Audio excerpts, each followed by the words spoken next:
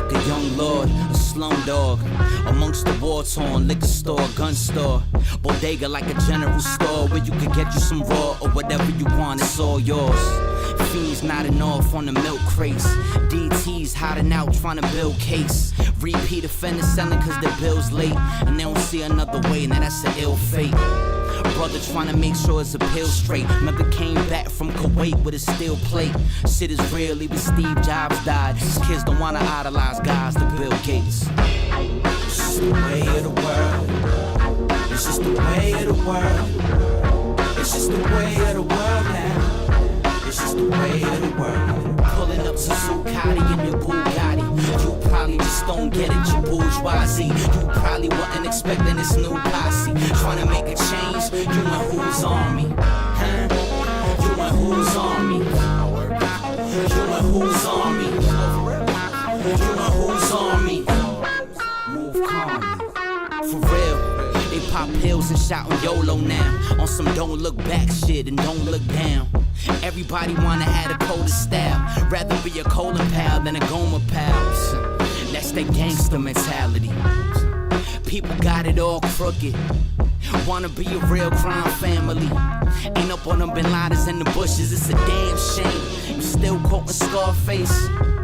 Cliché than the car chase. And if you saying that it's art for art's sake, then I'm just saying don't get caught counting cars, Ace. It's just the way of the world. It's just the way of the world. It's just the way of the world now.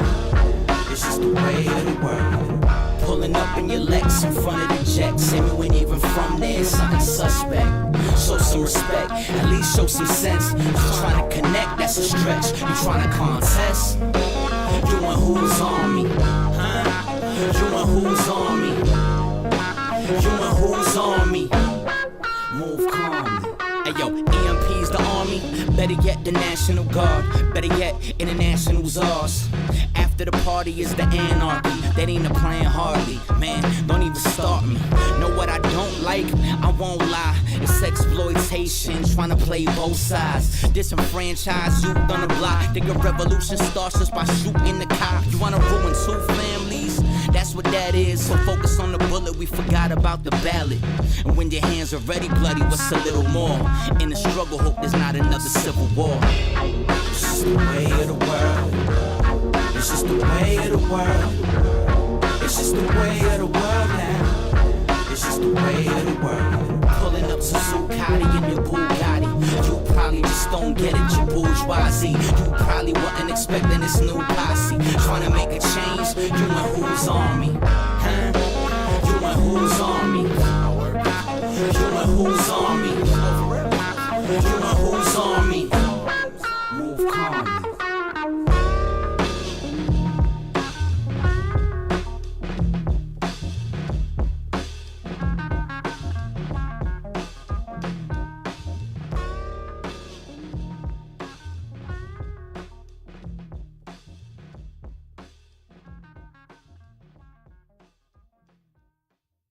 Manny Faces. You sick for this one. Sick for this one. Sick for this one. The thing about hip-hop today is it's smart. It's insightful. The way that they can communicate a complex message in a very short space is remarkable. And a lot of these kids, they're not going to be reading the New York Times. That's not how they're getting their information. My hip-hop will rock and shock the nation. Hip-hop culture is more than music. Peace to you and speak the truth. Show 'em what peace can do when there is for you. My hip-hop will rock and shock the nation. Rap is something you do. Hip-hop is something you live. So hip-hop didn't invent anything, but hip-hop reinvented everything. This is Baby Girl Faces. And this episode is brought to you by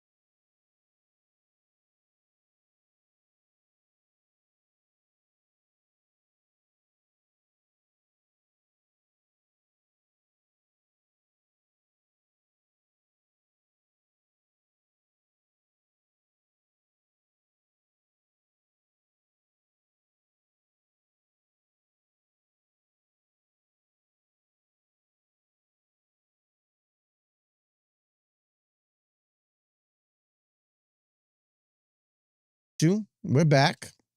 Wow. Little technical difficulties. Peace and love. Now you can hear me, I assume. Thank you to everyone shouting me out in the chat there. Don't know what happened. It just wasn't. It's the same thing I do every week. But here we are. Let's bring it back and rewind. Manny Faces. You sick for this one. See, man, Manny Faces. Peace and love. Welcome to everyone who's checking in on the check-in. We'll just cut that part out for the replay, gang. But if you're here live and direct, thanks for letting me know that you weren't hearing me and that things weren't thinging the right way. It's your man, Manny Faces. This is Hip-Hop Could Save America, the live stream show. It's a podcast on the audio feed, and we do interviews that we play here, and we put on the audio feed. If it's your first time here, you'll figure out what we're doing. Here we talk about the ways that hip-hop music and culture can help uplift humanity and improve society. So it's not just the entertainment stuff. It's not just the debates and the top 5 dead or alive. Although tonight we are going to have a little bit of love for those who do put together some top 5 lists. Get a little bit more information on that in a bit. But we generally interview people that are using hip hop in different areas outside of entertainment, like education, health and wellness, politics and social justice, science and technology, spirituality and self-help, and all kind of different areas where we know that hip-hop has been kind of integrated and intersected to make lives better for people, especially, most importantly, the people from whence hip-hop came, the communities and lives and livelihoods that have given us this wonderful music and culture that we love and respect. So with that said, peace and love to everybody in the chat room. Shouts to Andrew Wang. Of course, you saw some of the supporters in the beginning.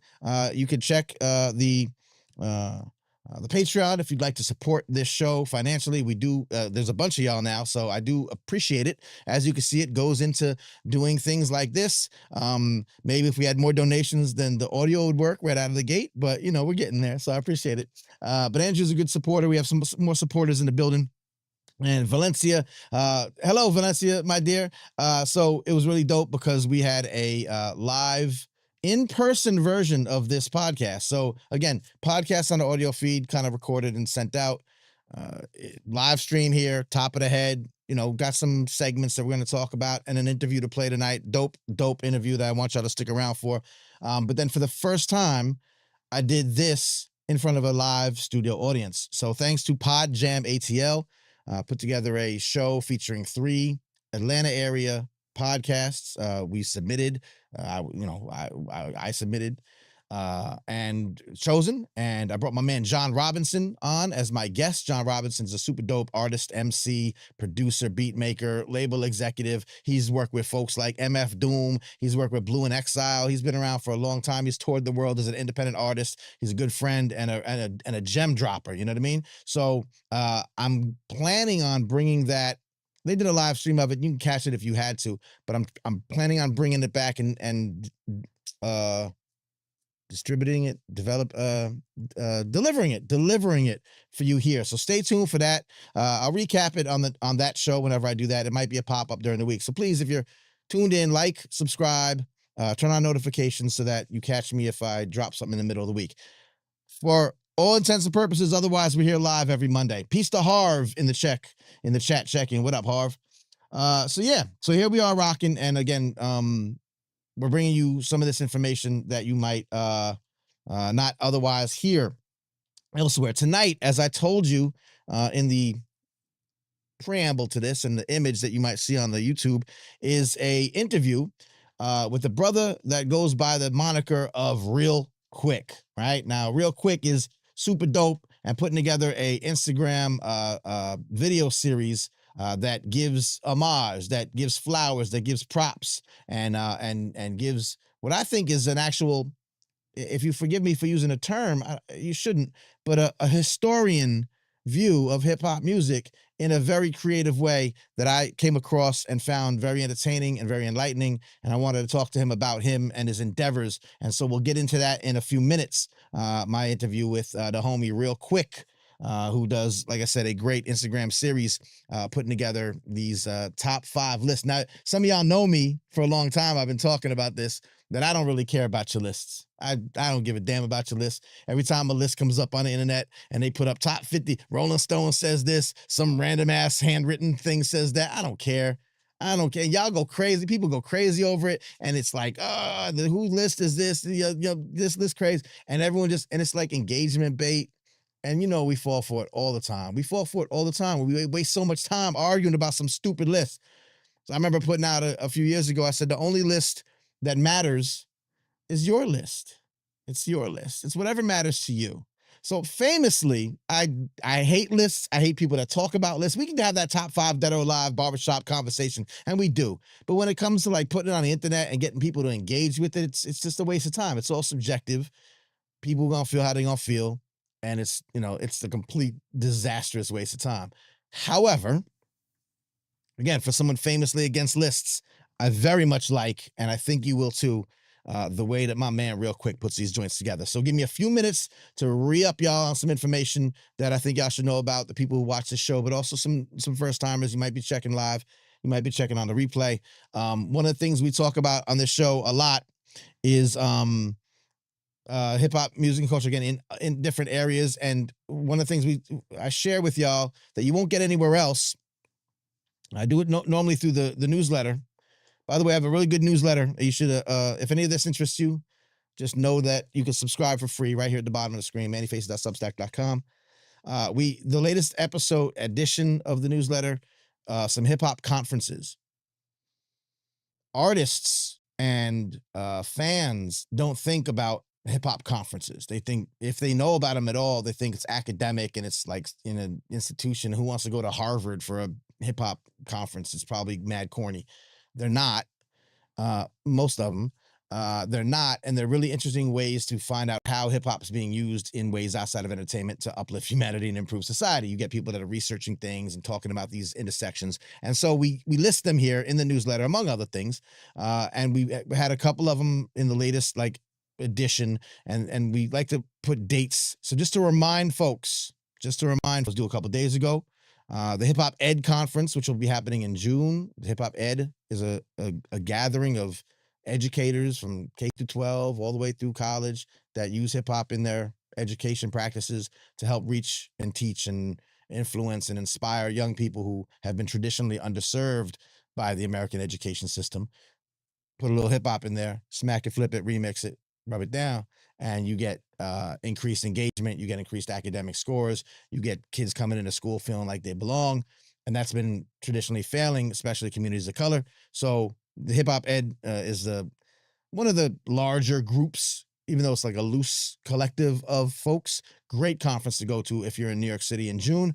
Their call for proposals is due March 24th. So do check that out. And then I don't know if you happen to be in the Columbus, Ohio area, that's the next hip-hop conference, the Hip-Hop Literacies Conference, happening at the Ohio State University. So again, some of y'all who watch the show regularly recognize this is a thing that we talk about often, these gatherings of people who are looking for ways to kind of uplift hip-hop's role in society as a beneficial force.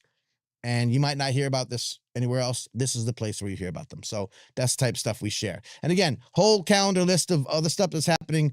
Trinity International Hip Hop Festival at Hartford, Connecticut. Word Sound Power at BAM in New York. Show and Prove Hip Hop Studies Conference in San Diego. Hip Hop Studies, of course, conference at Howard University every year. I've participated in one that we did at University of California, San Jose, that we're figuring out when we're going to do again, the Global Conference on Hip Hop Education. So anyway, a lot of places. And I do encourage, if you're an artist, and really if you're a fan enough of hip hop to be watching this show or tuned in Real Quick, or, somebody that's affiliated with us, you have an interest and a love and a passion for hip hop culture. And I think you probably want to see it excel in ways that maybe are bigger and better than what we see in the industry, right? The music industry, the rap industrial complex. So I think that in a lot of ways you could find some inspiration by going to these things yourselves. Rock the School Bells, of course, right? That's right. It's going to be in the next newsletter. Thank you, Andrew. And that's in California as well, Rock the School Bells. So anyway, a lot of these kind of things. Sign up for the newsletter down below, mannyfaces.substack.com, and you'll find this and other cool information about hip-hop being used in all these different ways. Some of the things that we're on camera, some of the things that we talk about on this show that also are in that calendar, it's a little segment that I like to call Hip-Hop News That Isn't About Dumb Shit. So in the newsletter, what I'll do is I'll hand curate, I'll select, and I'll bring to your attention certain stories about hip hop, again, in these interesting ways that you won't necessarily hear from your other hip hop media sources. You won't necessarily hear from your mainstream media sources. Sometimes you'll hear from like local media because someone will be doing something interesting in a school or in a community, and they might make the local news, but it won't make the hip hop news, it won't make the national news, et cetera, et cetera. In fact, you know, as a DJ, you always want to like discover the new song and share it with your friends, right?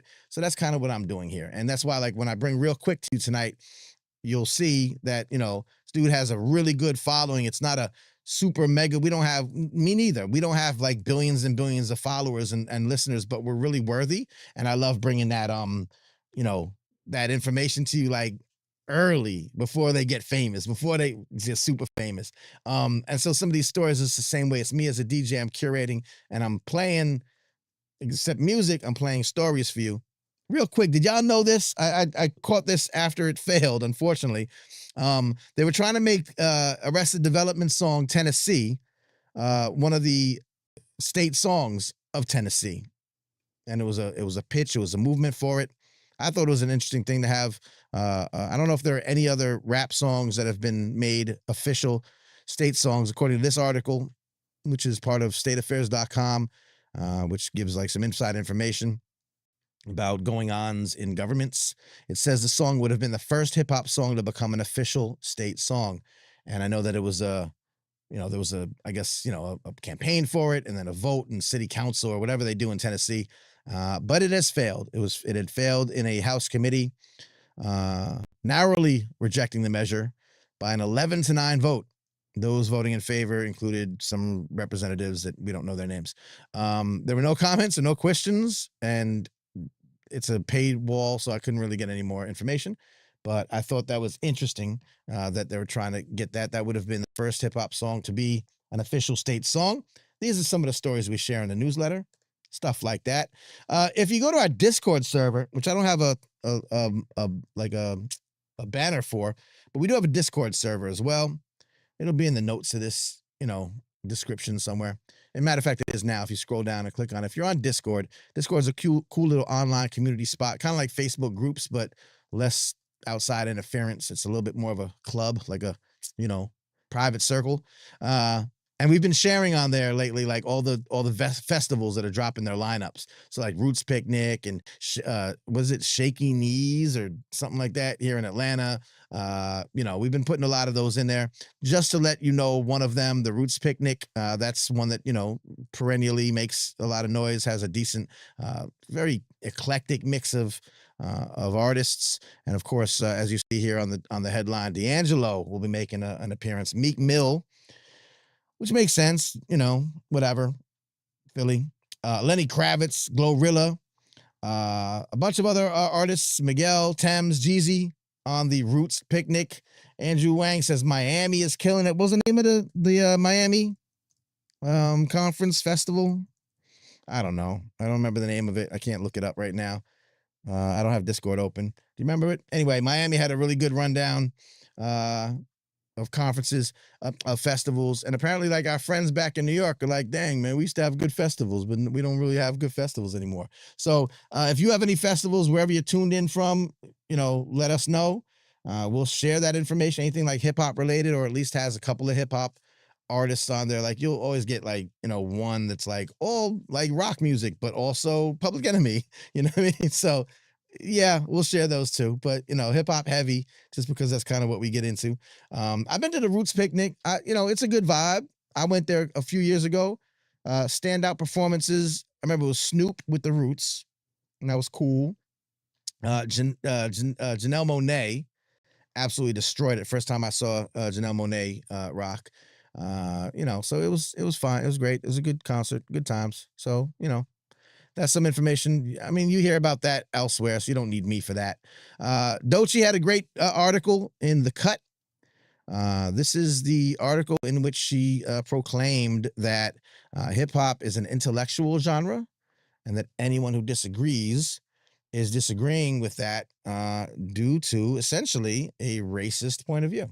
If you don't feel that hip-hop as a whole I understand some of us is like, yeah, I listen to some of the music now. There's nothing intellectual about it. I get it. Cool. But that's not what the entirety of the culture represents. So, da da da da. That's right, Andrew. Doechii is going to be on the Miami Festival. I don't remember the rest, but that's right. She was featured on the bottom, just kind of in small print, like special guest Doechii. Should be bigger. Anyway, really good article with her in The Cut. Talks about her and her breakout success, obviously, in the last year or so. But as we've talked about in the show, Doechii's been rocking for a very long time, and I love the fact that people are saying like, "Yay, Doechii! It's a breath of fresh air." So happy to have an artist that brings me back and does it the right way. But then we remind people, well, she's been doing it for 4 years, so where were you supporting her and helping her get here faster just by like waiting until it stumbled upon your lap? So remember that there's only one Doechii, of course, but there's many Doechiis. And you can go out there and find them, and they're all asking you to not wait until they maybe cross over to some threshold for you to, show love and know that they're there. Couple quick ones again. This is hip hop news. It isn't about dumb ish.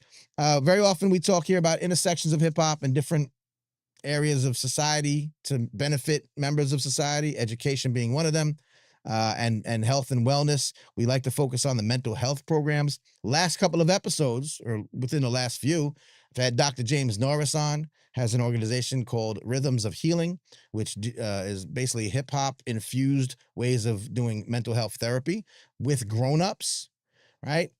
Which is different. A lot of times we hear about it as something you can incorporate in your mental health therapy practice with young people, and it works phenomenally well. People love it. People see results.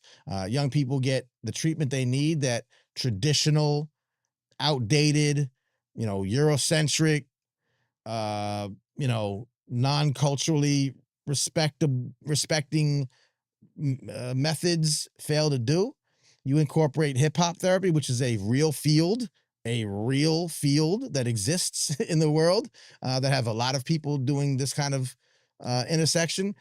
When you integrate that into the mix, young people get helped. And I mean, it's kind of hard to quantify something like this, but lives get saved that would not have been saved or would not have been helped by sticking to traditional, these traditional resources that don't necessarily do well. So a lot of the stories I like to share are examples of this out in the world that actually work. And one of them was an NBC story that was recently showcased about mental health programs helping teens cope through hip hop. So if this is something that you're familiar with, it's just another example. You've probably seen this already. We probably talked about it on the Discord or shared it amongst our peoples. If it's this idea of, Manny, what are you talking about when you say hip hop being used with mental health therapy or in education? I don't quite understand how that looks like in practice. Here's an example. Let's watch it together, shall we? NBC News reporting on mental health and hip hop. Whether it's recording in the sound booth or brainstorming rhymes, these students are using hip-hop to turn their feelings into flow. And it's all through the Cope Dealer program out of Cleveland, Ohio. We're dealing coping skills. We're dealing actual healing techniques. The mental health awareness workshop runs for 14 weeks and helps teenagers make music to deal with daily stressors. You have to make mental health fun and creative, and this is the best way to do it. A way that is culturally competent. A lack of that understanding is a reason only 1 in 3 African Americans who need mental health care receive it, according to the American Psychiatric Association. Licensed therapist and program facilitator Jerome Cash says hip-hop therapy can help change that. Studies show that mental health and hip-hop bridges the gap where more African-American youth can relate. This group of young black men who call themselves the Cope Kings were a part of the 2022 cohort. I never really thought to use it as something that could help me out when I really needed it. The program helped them manage their emotions through tools like journaling and breath management. Trayvon Stearns tried traditional therapy, but says it wasn't a good fit. I lost all 3 of my aunties when, just over the last 3 years. I learned, some of the coping methods that I was using first is not as healthy as I thought it was. It's a form of therapy gaining traction in other parts of the country. This hip-hop therapy studio program at Mott Haven Community High School in the Bronx has become a lifeline for many students. A lot of the kids we're working with have either been in foster care, there's been some sort of abuse, they've been locked up at a young age. Hall says he's seen how the program allows many to open up in a short amount of time. It allows them to get to a point where they can speak about it and be able to like really accept what occurred and what happened and move forward from it, right? And rewrite their narrative. When you fall down, when you go through a situation, you kind of forget what's really going on with their music. I feel like I can put my situations part by part and really understand what it is. Some of the young men we spoke to say after picking apart their problems, they learned how to put themselves back together. Meeting them where they're at, going to their environments where they feel safe and they're already in helps them to open up and be vulnerable. Maya Brown, NBC News. Shouts to Maya Brown. Shouts to NBC News for highlighting this these programs. Again, I love when like the mainstream news will focus on something like this and they'll say, these programs are the kinds that are gaining traction all over the country. Meanwhile, J.C. Hall, who was featured in the second half of that, was on this show in like 2017. Right. I've had folks like Dr. Raphael Travis, who might be lingering out in the chat area, Dr. Elliot Gann. We've had Dr. Norris. We've had Dr. Sconyers, who was just the last episode. We've had people that have been doing this work for like over a decade at least now. So it's funny when, mainstream, I love when mainstream says, it's the funniest thing when they be like, you wouldn't think that hip hop and blank could be, used together. It's a surprising combination. No, it's not. It's surprising to y'all. Like y'all took so long to figure it out. Like we've been doing this for a decade. So anyway, it's funny to me, but that's not to say that, better late is better than never. Right. So yeah. So tons of examples, right? That have been on this show. First of all, I have a whole playlist on this YouTube channel of the interviews that I've done that have been with folks that have been under the mental health umbrella. We have a ton more to go. And also, even when we deal with someone that's, talking about, hip hop in a classroom, it's not necessarily mental health therapy, but some of the core ideals are still there, that when you're meeting kids where they are, where you're respecting their humanity, whether you're respecting their cultural, attachments, all of that helps create a bond, create a, trust. And this isn't me talking. I'm not making this up. I'm just a dude. You're like, who's this guy? Like there's research, there's studies, there's a dozen people I could point to right now, half a dozen I just named. So it's really important to like help.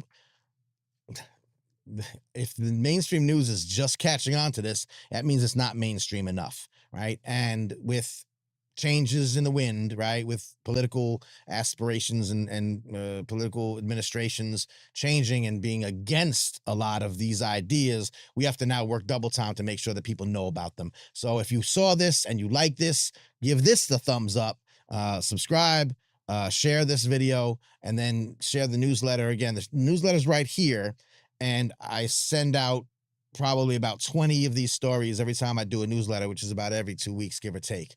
And it's important to know that these things happen. It's important to advocate for them as a grown-up, as a parent.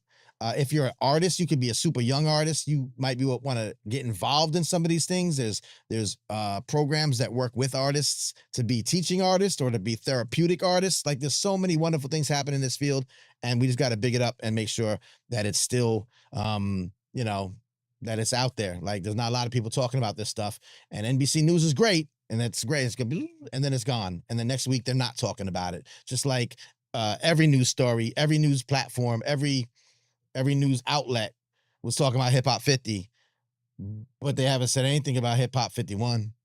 You know what I mean? So it's nice to have mainstream news. We'll point it out. We'll big it up. It's great.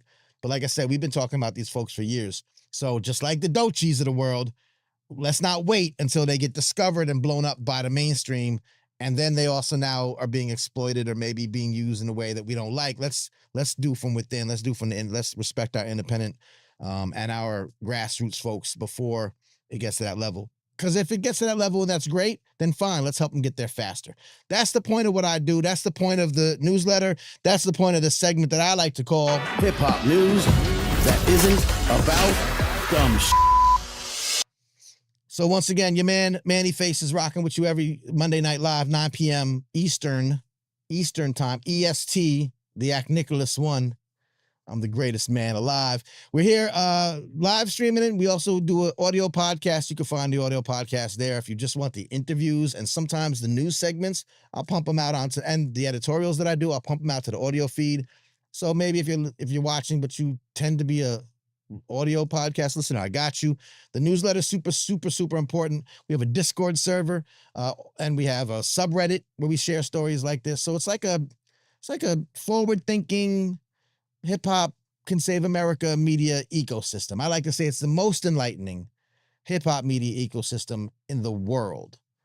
And I challenge you to show me one that's more enlightening, because I don't think there is. That's why I called it that. I'm pretty confident. So if you dig it, jump on to hiphopcansaveamerica.com. Everything links out from there. If you want to find out more about me, Manny, you're so handsome and brilliant. I'd love to have you come speak to my group of people that pay millions of dollars to have people like you speak to them.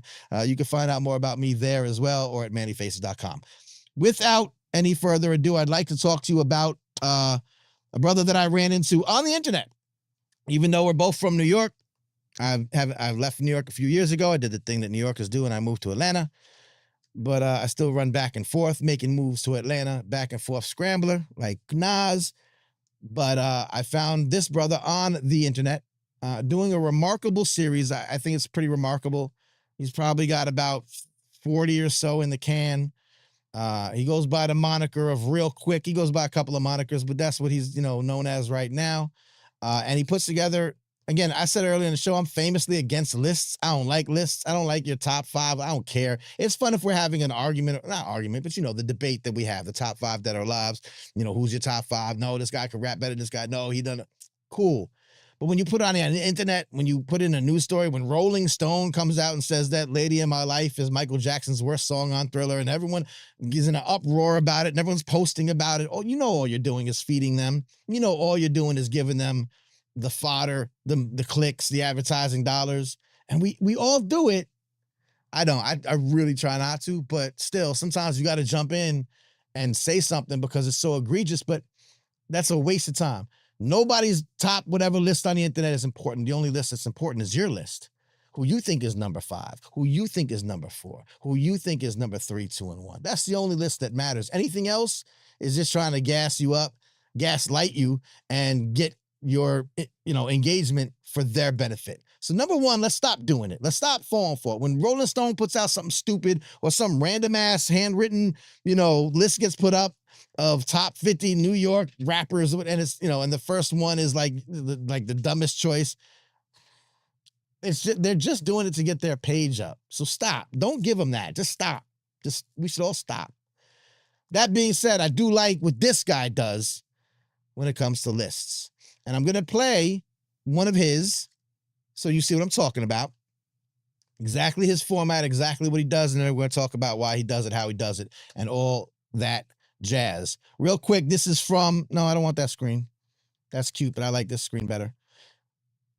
This is my man Real Quick on Instagram. Check it out. Hey, yo, Real Quick. We're going to talk about my top 5 hip-hop saxophone loops. Hey, yo, Dizzy Gillespie plays a sax. Nah, he didn't play the sax, though. And we're not talking about this joint. Brass monkey, that monkey. I just don't like that sound, man. But anyway, coming in at number 5, this joint, you probably ain't go to a barbecue, a hip-hop event, something. They always play this joint. You know what I'm saying? DJ Cool, Let Me Clear My Throat. Hey, yo, that's crazy. Let me clear my throat. Come on, y'all, let's go.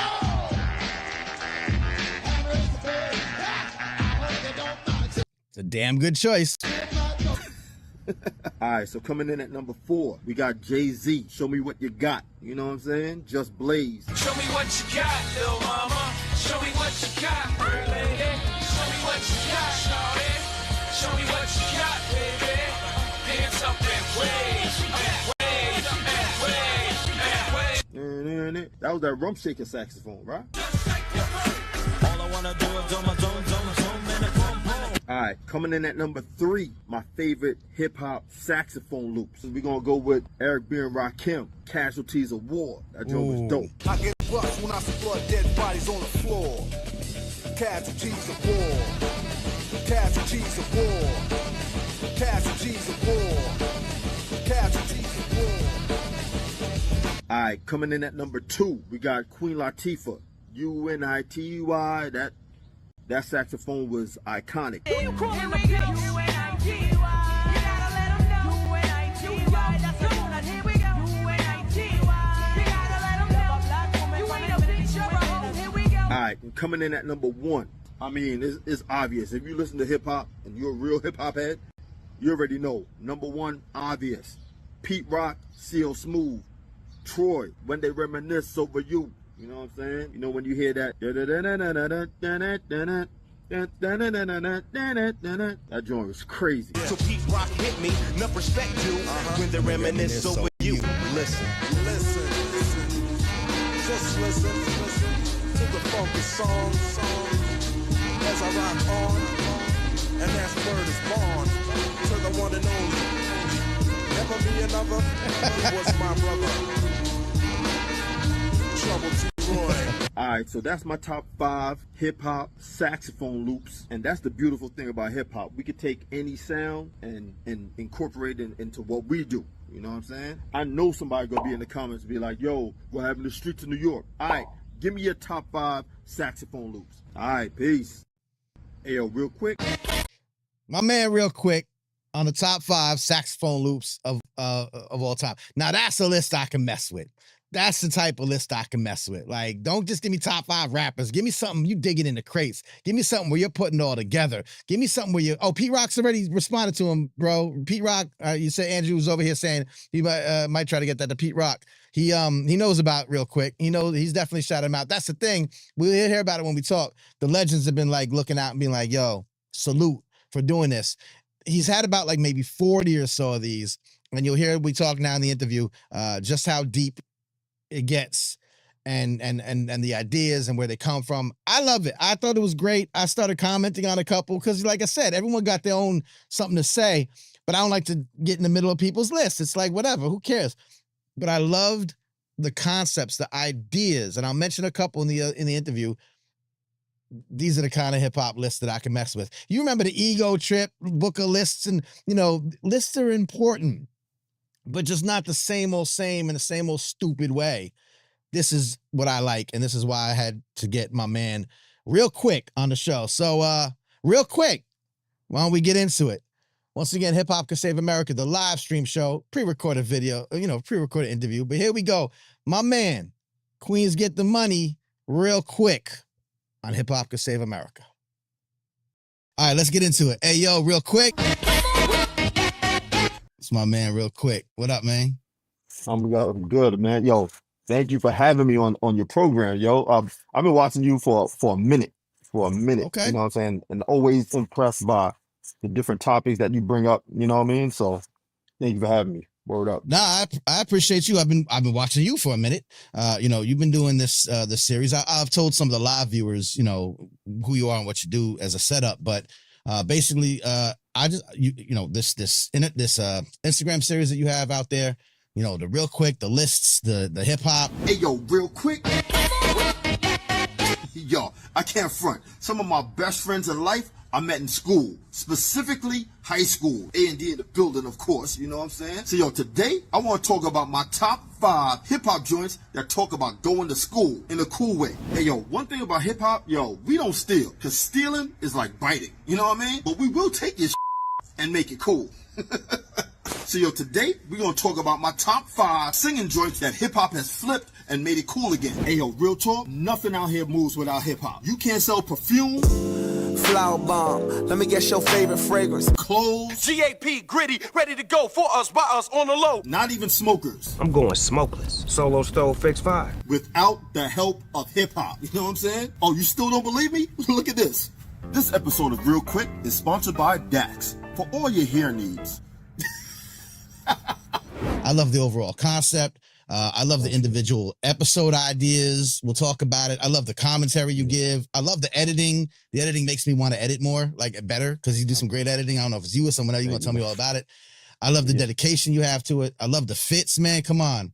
I love the deep dives into the crates of, old school hip hop, but deep dives, like, we're not talking about B-sides. You pull out C-sides and D-sides. It's crazy. I want to talk about my top 5 tri-state area underground hip-hop classics. Joints you just banging your Walkman when you're on the train, you know what I'm saying? You know how cats be putting money up to their ear?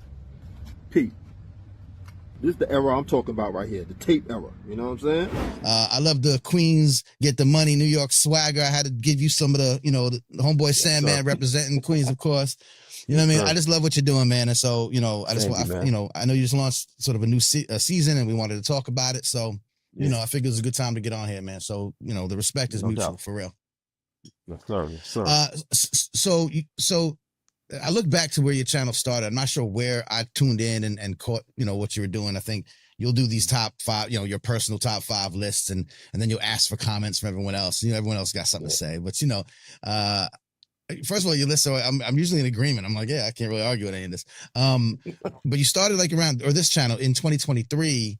Was this your first foray? Was there like stuff you were doing before this? Like, tell me how this channel started and this series started in your mind.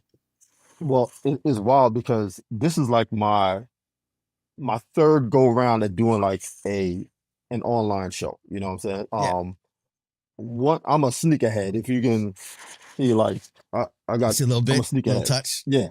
I got a bunch of all over these walls of just sneakers.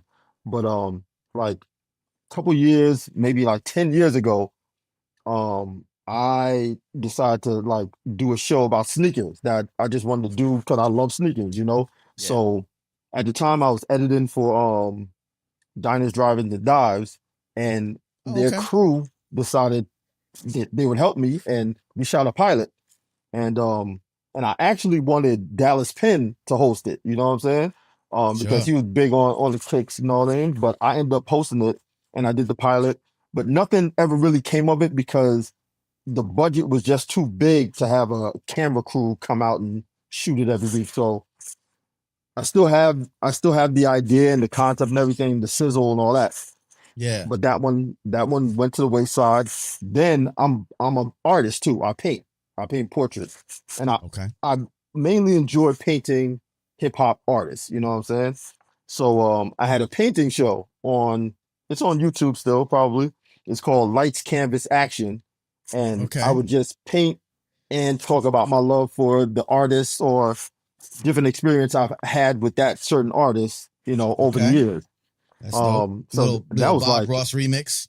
Exactly. I love Bob Ross too. Yeah, of Word. course. So that was like my second, foray into this field, and then the way Real Quick came about, so wild. I went to this advertising like conference. It was like a 3-day conference, right? Yeah. Paid for it and all that. I went the first day and a preacher was talking. And he was like, yo, you have everything you need right here in this phone. You got a camera and y'all not putting it to use. I left the conference, went home, chilled, went to sleep. The Most High put a vision in my head, no doubt. Yo, like, put the vision in my head. I'm talking about with the edits, everything. I woke up the next morning, went on my porch, and I recorded it. Yeah. If you look back at my first episode, if you look at my first episode, you'll see that the graphics, all that never changed. Same concept. 2 years ago.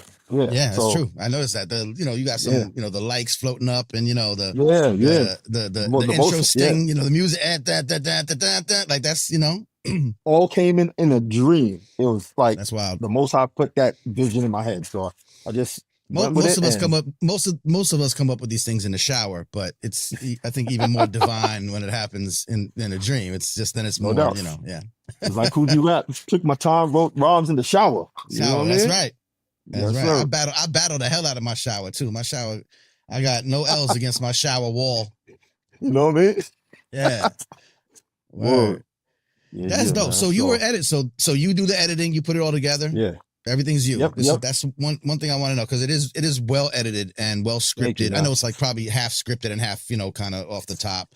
I'm telling you, I'm gonna tell you the whole thing. When I say scripted, you're doing some research. That's Oh yeah, yeah, so definitely you're got to do digging some in and research. you're doing Yeah. some of that. So at least in that regard. So tell me about that. Tell me about the research it takes. Obviously, from the early episodes, it was top 5 piano loops in hip hop, and top 5 black and white videos. Which, like, I'm from New York, bro. I grew up on Long Island. I watched Video Music Box. Uncle Ralph is the homie.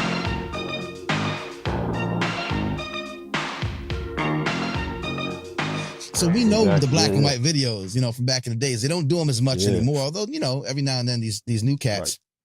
Right. But I don't know that if you asked me off the top of my head, could I remember 5 to begin with, much less top 5. Like, I know a couple off the top of my head, all the Wu-Tang stuff and da-da-da. So I know you know a lot of these off top, but you do have to go digging and maybe even like, let me get the 10 and then, here's one I forgot about. How much time does it take to kind of research one of your, top 5 real quick ideas and kind of assemble it, go through it, and then pick it? Or do you just, does that all off top too? Yo, let me tell you, it's like, sometimes it's like just a spark of an idea and I just go in on it. And because like, all right, so growing up, Video Music Box, like, I got like thousands of VHS tapes of music videos, you know what I'm saying? And I would tape Video Music Box every day religiously, you know what I'm saying? And I kind of count that towards my 10,000 hours of video editing, because I memorized all the cuts. And researching. Right, okay. Definitely, you know what I'm saying? So so like a lot of these ideas are in my mind, but sometimes like I'll play a tape, because I still got vinyl tapes and stuff, and I'll play a tape and I'm like, yo, that joint was ill. Let me see if there's a video for it. I'll go online and it may be a video that I've never seen. Or sometimes, if you notice in the earlier videos, like there were, earlier episodes, there were songs that I didn't have videos for, and I just, put the artist's picture up just to give them their props, you know what I'm saying? So, so yeah, it's really not scripted. I just have an idea that comes to mind. I'm like, man, let me see how I can execute this and make every video connect. You know what I'm saying? Because that's what the show is really about. I believe it's like connecting people to hip hop, because there's so much nonsense going out. Like the places that you would think that you would go to for hip hop, are not talking about hip hop. They're talking about something.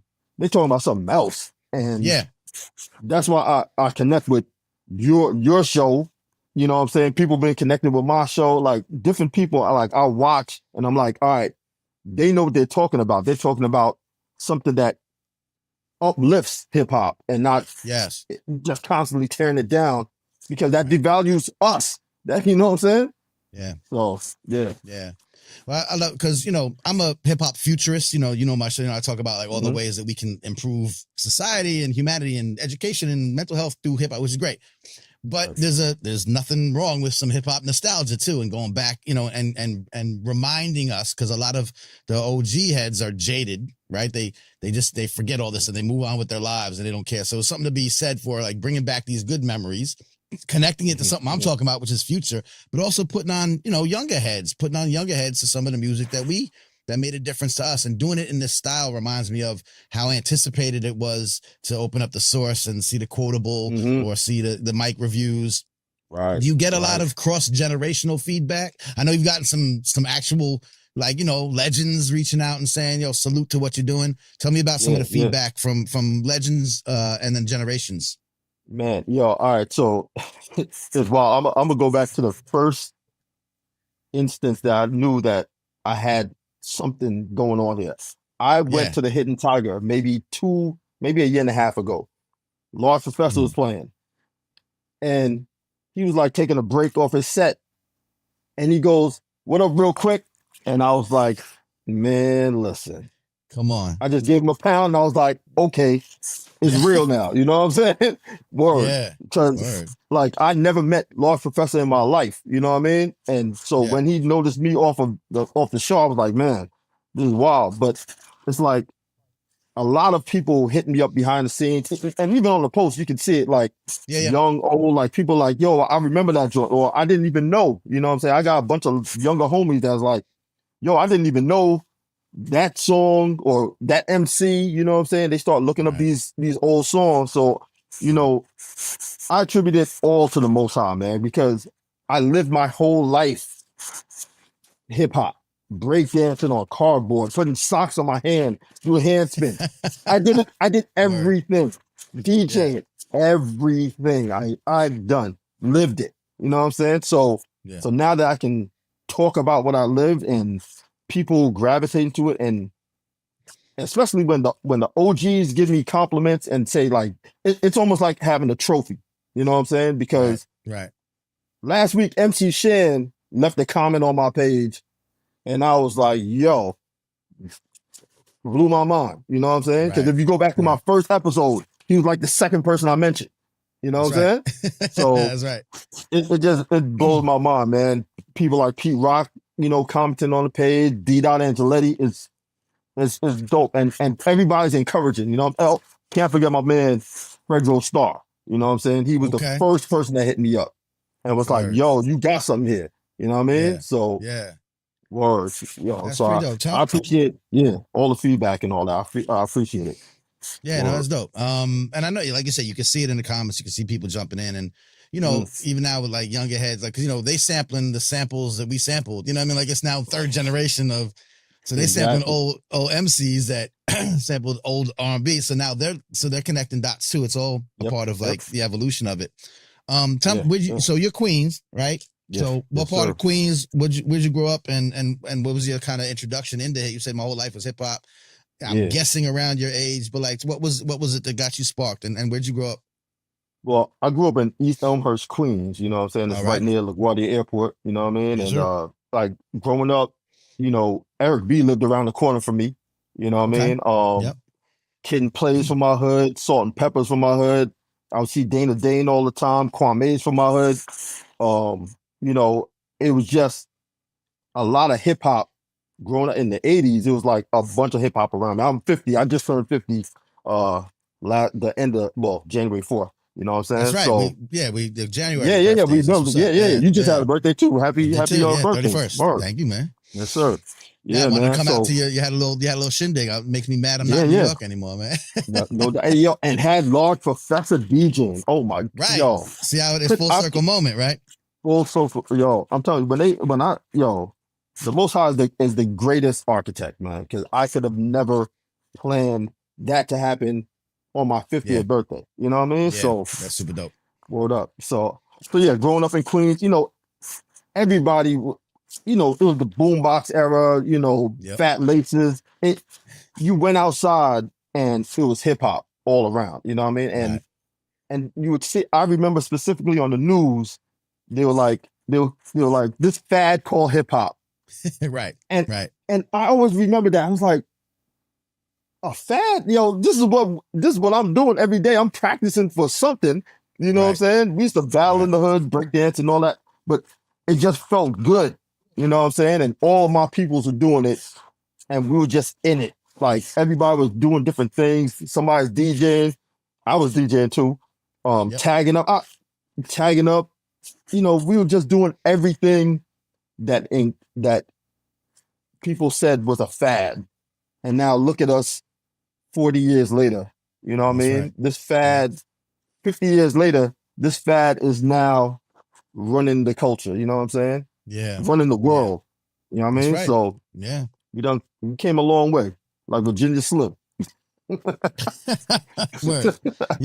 See, even your little comments is like throwback gems. Like people don't know about you come a long way, baby. Like you know, this is an encyclopedia of these little, these little nuggets. Well, it makes sense now. You said, advertising, working in these fields, working on TV, So, all right. So this isn't the only thing you do. What else do you do these days? 40 years from spinning on a cardboard out there, with planes flying overhead, mad low, You know what I'm saying? Yeah. So what else do you do these days? I'm a film editor. You know what I'm saying? I've been editing since '96. Word. When Yeah. I went to art and design high school, and I ended up going to Pratt College. That was the college I went to, Pratt in Brooklyn. Yep. Okay.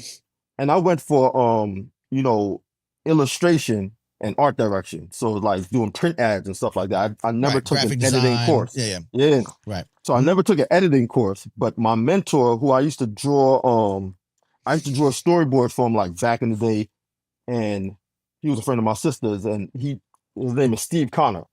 He had an ad agency down on Spring Street, and he was like, yo, after I graduated, he was like, yo, come by and check out this computer I got called an Avid. So I went and I saw it. He was like, yeah, he was like, yo, just check it out and see what you think. And once he showed me that you can take video and cut it up, I was like, this is what I've been searching for all my life. You know what I'm saying? So the next day I went home. I brought down a bunch of like old videos, because at the time, Verbal Intercourse was like my favorite song, and it didn't have a video. So I took all the interviews I had of Nas, Raekwon, Ghost, all that stuff. I made a music video for Verbal Intercourse. Do all that stuff. Okay. And then I brought it back to my hood and I let people see it. And people was like, yo, that's ill. That's ill, son. And I was like, that was the battery. And I was like, yeah, this is what I want to do for the rest of my life. So I've been editing since 96. That's dope. And Word. even hip hop playing a role. Like, you know what I mean? Like Yeah, giving you that, totally, that man. chance. Yeah. I mean, it's like me. I actually started in graphic design a little bit too, but I stumbled into it. Okay. The reason why I got decent at it was because I was making beats at home. I had a little home studio out on Long Island. I grew up in Westbury. And then we moved to Freeport for a little. So I had a little home studio out there. And my man, we was like trying to get like local, cats to come through and give us like $20 an hour to record, give us some beats. And I was making beats. And so we had to make flyers, we had to put up, we had to make things you could hand out at Roosevelt Field Mall and Green Acres Mall, you know what I mean? And how do you do it? The only way to do it is I got to do it myself. I can't afford to hire a, thing. So I learned how to acquire software. That was one trick of the trade. And then I learned how to use it. But and then next thing you know, I get a job at a newspaper, you know what I mean? And that's like, that started off like my career in journalism, and, everything kind of built off that. But the first thing I did, learning what would become my craft, my trade, was applying it to some hip hop stuff. And so it's interesting to see that parallel. Even look at the process. That's hip hop. You taking something 100%. and making it into, you know what I'm saying? Taking nothing and making it into something, you know what I'm saying? The remix culture that is hip hop. Yeah. Yeah. Like my show, I have no staff.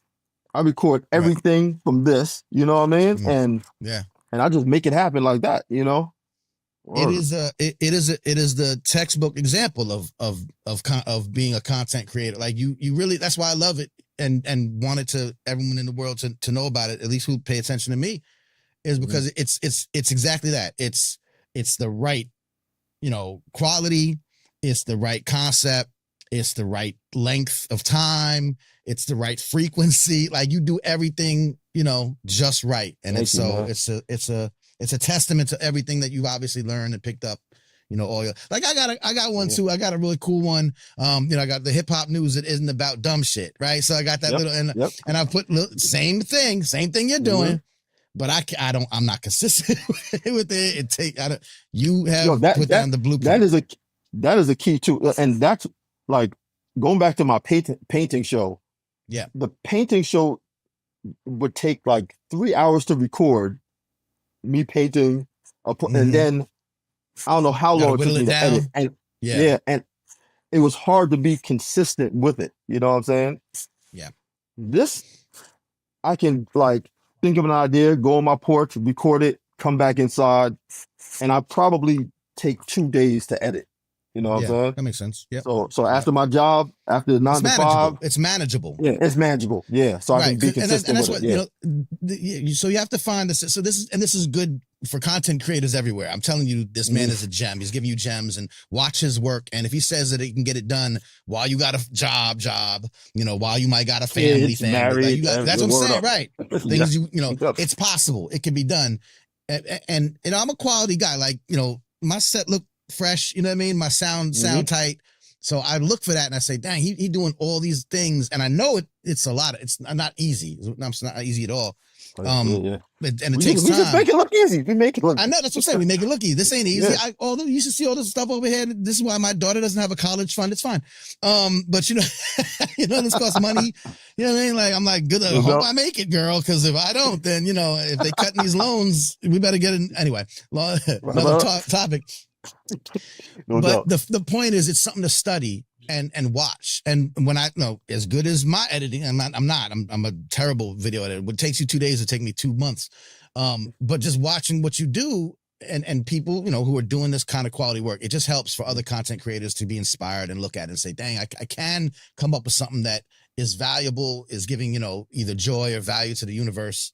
Do it within a reasonable time. It's finding that formula to be consistent. It's why I do my live stream on Monday nights, because I'm like, I did too many of these interviews and like they were just in the can. And like it would take me, weeks to get back to it, and then it'd be not timely anymore. And I'm like, if I'm live every Monday, 9 p.m. Eastern, I gotta be there. I gotta give them something. It forces me to do it. So, I do a couple of these pre-recorded, slap them together, bong, it's on the show. It's a beautiful production, but it took me years of, grinding it out and not really succeeding and finding a formula. So that's the key, right? You find that formula that works. You find the formula become consistent. Yeah. And you gotta love it. You know what I'm saying? Because it's like when I started, I think I may have dropped an episode once a month or once every couple of weeks, not a specific day. And then one day I was just like, man, I'm doing this every Wednesday. You know what I'm saying? I just picked the time. I was like 7:00 Wednesday. I'm just doing this. And because it's something that keeps my edit chops up, my hip hop chops up. And I love doing it. You know what I'm saying? I'll be in this office 3 a.m. You know what I mean? Right. Finishing cuts. Get it right. Because I want to make sure it's right for the culture. You know what I'm saying? Because I don't want to do anything that's half stepping. Nah, this gotta be on the level of whatever you think is dope. This gotta be on that level. You know what I'm saying? That's how I approach it every single time. You know what I mean? Yeah. And also, not to speak for you, but it also, if you're doing it every week, it also helps you not let like perfect be the enemy of good. Right? Because if you had more time, you just keep editing. We'd never put anything out. We would just keep editing it. We would just keep tweaking something. So it makes you say, okay, it's done. It's got to go. It's out. But I did take all the time that I could to make it right. Fair? If you ever see my episode come on after 7:00, just know I was editing till 6:59. Just know that. I'm saying, you're waiting for the export, and it's like, oh man, dang, 3 minutes to export. Exactly. Yep. Yeah, because we'll edit. I'm a writer too, so it's the same thing. Like, if you don't give me a deadline, it's never gonna happen. So, I appreciate the work ethic, but I also appreciate the struggle, if you know what I mean. No doubt, no doubt. Like, we know no it. Doubt. We know it. Wow. What else? We just talked a little bit about it. I just want to say, what else would you, offer up to folks doing what you do, either in the professional world, right? Because what I always did was my side hustles, they were all hip hop stuff. And then I worked for like a newspaper. So I worked news stuff, but each one fed the other, right? Something I would do over here on the side, I'd say, I can apply that to my real job. You know what I mean? And vice versa. I would take something I did so what are some things just that you've picked up along the way that you give out as sort of, advice or, just inspiration to someone else who's trying to do this work? I think the number one thing for me is money is not the motivation. You know what I'm saying? Yeah. I'm motivated by people learning, or matter of fact, myself learning something. You know what I mean? At first, I want to satisfy my eyeballs, because part of the reason that I started doing this is because in like my crew from art and design, like we have a text chain, and we always talking about hip hop and how this is not being done, that's not being done. Right. So I decided to do it. You know what I'm saying? There it is. I just said, yo, I'm gonna do it. So like these are like parts of our conversations on the thread. You know what I mean? Like, like different MCs that we loved growing up. Yeah. I'm gonna give them their props. You know what I'm saying?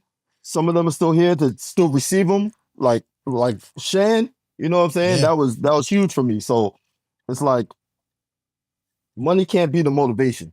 Do it because of the love, you know, and it's Yeah. gonna show because the feedback that I get is incredible. That's the pay for me actually. The feedback. Yeah, I get it. Word. Yeah, Word up. it's you know, in hip hop we live by this thing where we don't need nobody's validation. We just do it because we, you know. But it's also not bad when we get it. Like I Hey, take the props, you know. Hip hop is it's a culture. We a culture. Yeah. You know what I'm saying? We Yeah. feed off each other. You know, we It's feed a off the cipher. energy. Yeah, exactly. There they go. It's a cipher. Yep. This is part of it too, because we giving each other props. Like sometimes people, you do social media, like you do social media content. So do I. There'd be a lot of people out there that wouldn't put you or me on their show. You know what I mean? You put me in a video, in your promo video. You put a clip of me in your promo. Definitely, Who man. am I? I'm just a guy. Why would you do that? You had like legends up in that piece, but then you put me in it too. Like that's the cipher. That's the community. That's the each one teach one. That's the show love. That's why I love it. And I didn't even know that was happening. And I'd already asked you to be on the show. And you know what I mean? And then you know, you showed love. So I think that no doubt. You know, the message is sometimes deep, like we could talk about, you know, the message being deeper than what they see with the Kendrick thing, right? But that's the lesson out of what you're doing and what we're doing and why we're having this conversation is, you know, you do good work, respect the culture. I do the best I can to do the same. And we don't gatekeep each other's stuff, and we amplify and you know, signal boost as much as we can. That's how it always was. Yeah, that's the only way that we're gonna bring hip hop back to its prominent dominance. You know what I'm saying? Like, because even though we're global, you know what I mean? It's only one frequency coming out of all these DSPs. You know what I'm saying? Because they don't want the diversity in music. Right. If you look at late 80s, early 90s, you got Tribe, you got Coogee Rap, you got Rakim, you know what I'm saying? You got De La, you got Mobb Deep, you got a whole bunch of different frequencies out here. Now it's just one thing, and that's not good for hip hop. You know what I'm saying? That's why I think sales are down because of that one thing. You just if the labels don't really, you know, we already know the labels don't care about the artist or the artistry. You know what I'm saying? Right. That's they why want to appeal to the lowest common denominator and just get that stuff out. Yep. Whoever we can get that we can rob, we're gonna get them. You know? That's right. So and that's why I try to like highlight people's albums that I buy too. You know what I'm saying? Like Spit Gems. You know what I'm saying? Like matter of fact, I got modern artists, people that are still doing it. Yeah, that's still doing it. The other side of that is that the other side of that is that we see what's prominent, but that doesn't mean that the other stuff is non-existent. It's absolutely inexistent. Right. We from New York, we know that it exists because they still out here doing like Spit Jams and Nems and all them cats doing stuff and all the people I used to roll with and the end of the week crew and you know what I mean? Like people out there doing this for you know every day still. Right. They're just like the mainstream is suppressing it, and me and you are not having it. You know what I'm saying? We are shedding light on, you know, people that are really still keeping the culture alive, lyrically, DJing, whatever they're doing in the culture. That's what I think our purpose is. You know what I mean? Yeah, no, it's appreciated. Like I said, it's a great way to bridge, you know, generations and let people know that it's not just what they see out there in the world. With that said, so before I let you go, you know, I mean, don't give away any, you know, secret sauce or secret plans, but like, you know, where do you see this going? Do you have to wait for another dream or do you have some idea of where you want to go? Do you have to stay consistent at it? Do you have some plans to like grow it or expand it or, you know, you're just seeing where life takes you? Yo, well, like I said, I didn't plan this, you know what I'm saying? So this is like, I'm just doing what makes me like that makes my soul happy. You know what I mean? Got it. And doing this every week, like coming up with different ideas. Like somebody hit me up like, yo, how you come up with all these ideas? And I'm like, I have no idea. You know what I mean? I have no idea how I came up with these ideas. Just something comes to my mind and I do it. You know what I mean? And that's a blessing. Like planned in the, like you don't have a few like you can go to if you can't think of something this week, or is it all kind of like I'm just going? I'll tell you the only topic that I always come back to Yeah. because there's so many of them. Is my tri-state area classics. You know what I'm saying? Okay. Because Yeah. there's so many underground classics that we used to listen to on Stretch and Barbito or see on Video Music Box that people haven't highlighted. Like that's right. I haven't seen people highlight on the internet, so I'm like, yo, these are classic joints, and y'all don't even know about it. You know what I mean? So let me put you on to something real quick. You know what I mean? That's, so, yeah. There's plenty. There's history there. Yeah. And you know what I mean? Yeah. I always say three, like when I watch the joints, I'm like, first of all, I'll at the end, I'll be like, fucking brilliant. Like every time. That's what I look away like, salute, man. Fucking brilliant. Like it's just great.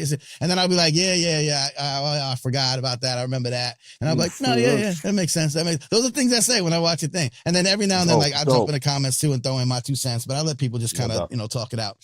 So I recommend for old heads and new, for folks that love hip hop and folks that don't, you know what I mean? For content creators, right? Who don't know nothing about nothing. Tell your content creator friends, hey, what you doing over here? It had nothing to do with hip hop, has nothing to do with this, but check this out real quick, and you might find some inspiration. You know what I mean? Yes, sir. Yes, sir. So listen, while I still got you, tell people where they can find the work, where they can find you, what else they can look out for, and how to, all the end of interview things. No doubt. Well, the show is real quick. You know what I'm saying? Every Wednesday, 7 p.m. Eastern. You can find me on Instagram. It's real_quick_QGTM. Quick, get the money. You know what I'm saying? Get the money. Yep. Yes, sir. What we have coming up? Well, anytime I get an opportunity, free time to get some, like the kids are not around, and I can record something, I do. Yeah. So so keep looking for that.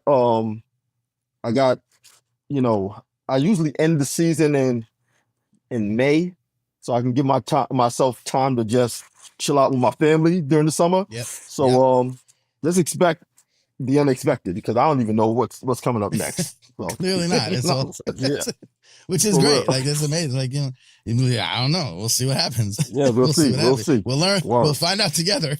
Exactly. Word, man. Anything else you need to get out to? I think that's it, right? I mean, you told everyone where to find you. And just I wish you the best, man. Like I said, I enjoy it from just a New York hip hop head, forever. And I did the thing the New Yorkers do, and I moved to Atlanta, and then so every time you drop, it's like a little piece of home, and I appreciate that. It's like sending a care package. You know what I mean? So New York, New York expats. We out here in Atlanta. You throw a rock, you hit someone from New York. So you're serving a need. Doubt. Yeah. No doubt. Yo, thank you, man. And thank you for being consistent on what you do too, man, because I'm telling you, when I tell you that we need people like you, we need people like Spit Jim, we need people like TTK, Gerald Sankey, who makes the hats. You know what I'm saying? Like people, we need all these people in the culture to be who they are. You know what I mean? Because that's the only way, even though the outside forces are telling us, yo, this is what you need to do.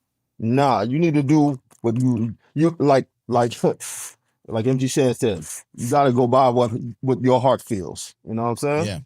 Yeah. Word. Well, look, we out here, so you know what I mean. That's just like I say. We'll keep amplifying the signal, boosting. I know you'll do it on your show. I'll do it here, and we'll link up in the future. Anything you got dropping and popping, you let me know. I'll tell the people to pay attention over here. All right, my man. Appreciate your time, yo. We'll talk soon. Sir. Real quick. Hey, yo. Manny Faces. You sick for this one. Sick for this one. Sick for this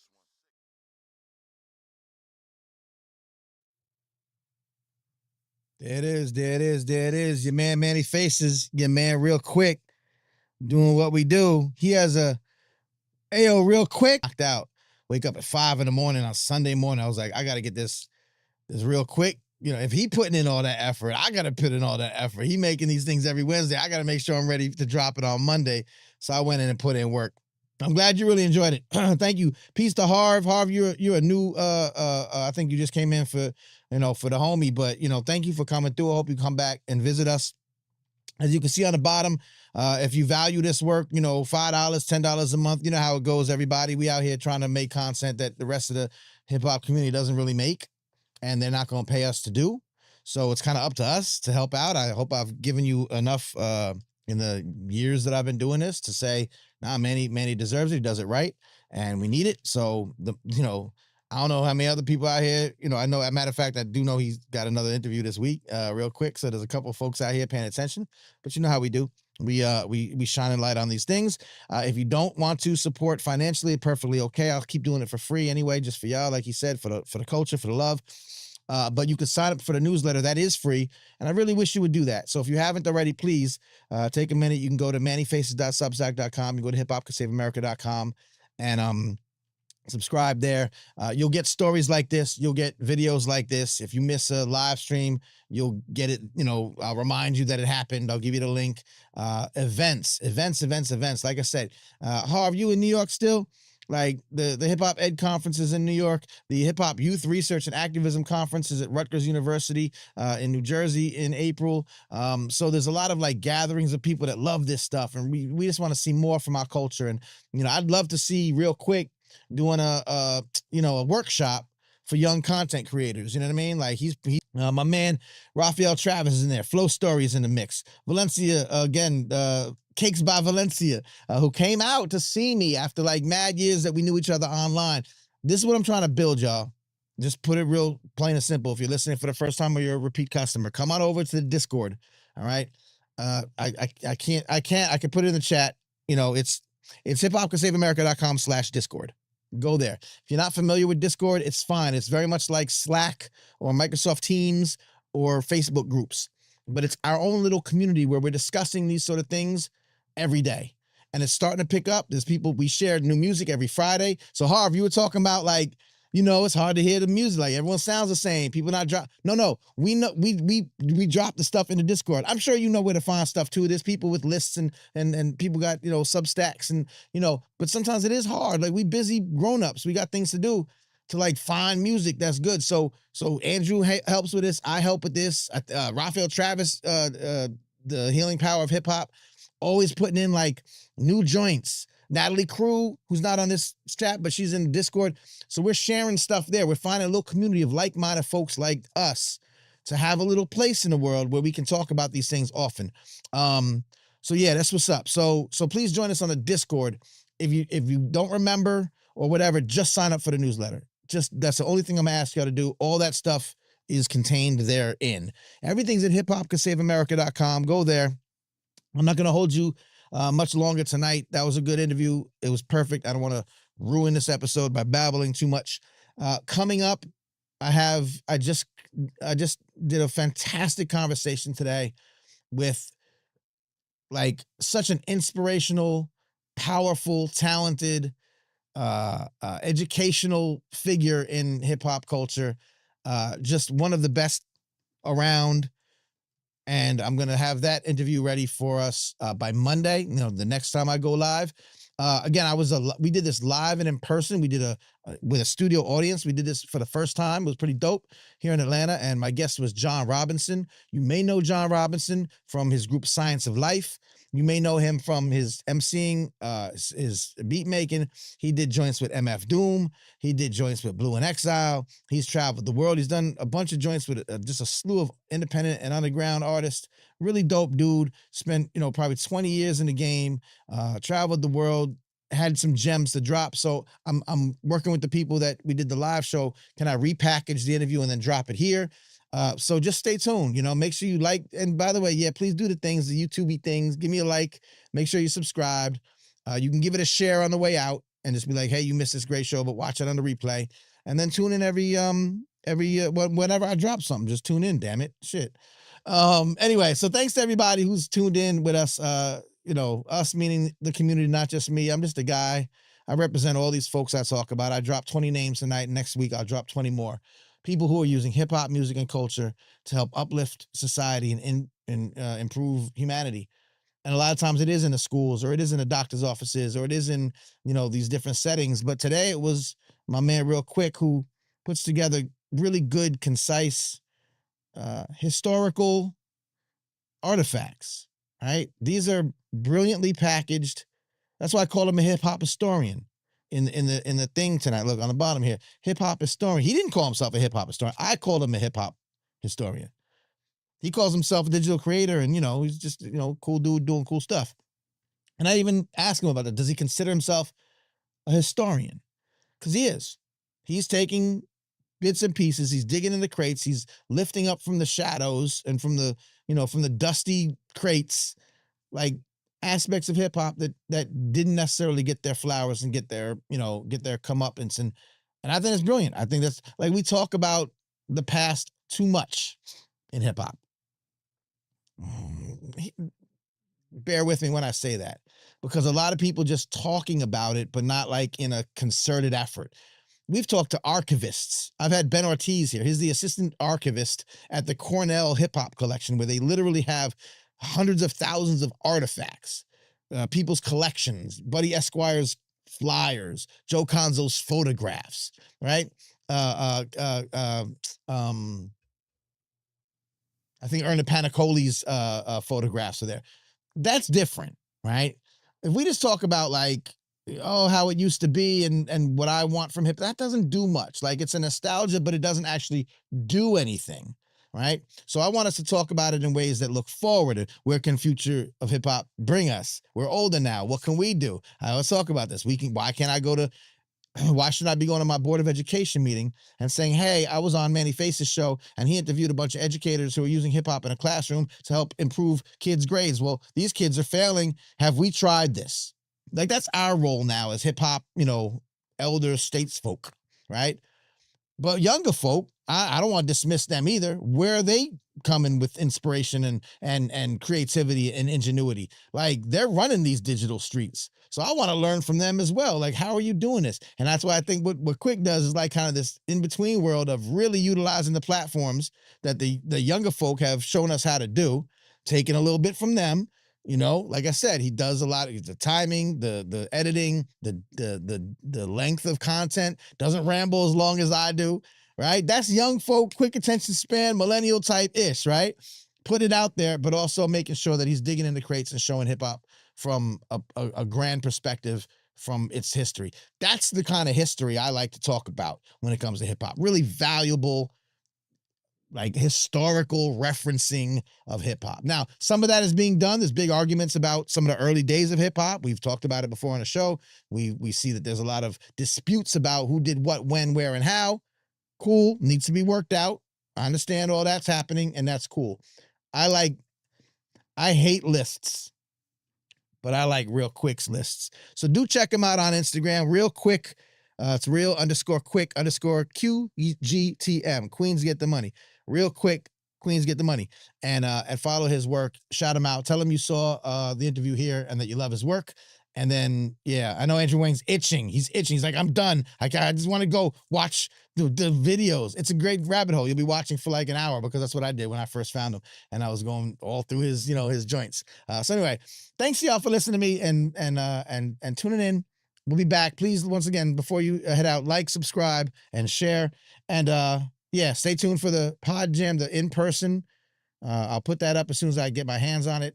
We'll be back next Monday night, God willing, 9 p.m. Eastern. Tell your friends to tell some friends about the most enlightening hip-hop media ecosystem in all the land. Until then, my name is Manny Faces. You sick for this one. And I'll catch y'all on the next one. Peace and love. Hit me up during the week. You can find me on all the social medias. I'm always down to talk about these things. Give me some ideas. Send me who you think you should be on the show. Send me money so I can keep the lights on and keep doing this. Sign up for the newsletter. Don't forget, that's the last thing. You must do that tonight. If you watch a show and you're not on this newsletter, a kitten will be. I don't want to wish violence on a kitten. A kitten will feel momentarily saddened before it's happy again. So even for a moment of sadness for a kitty, you should just sign up for the newsletter. That way that kitty will just be happy all the way through the night. This is a dumb analogy. Just sign up for the newsletter, damn it. I'll be back next week. I love y'all. Peace and love. Thanks for tuning in. We out. I need an outro for this damn show. I have all this great intros and I don't have anything on the way out. I will tell you this. Here's what you get. I don't know if you watched the Oscars last night, but let's give it up. And the Best Actor Oscar goes to Manny Faces.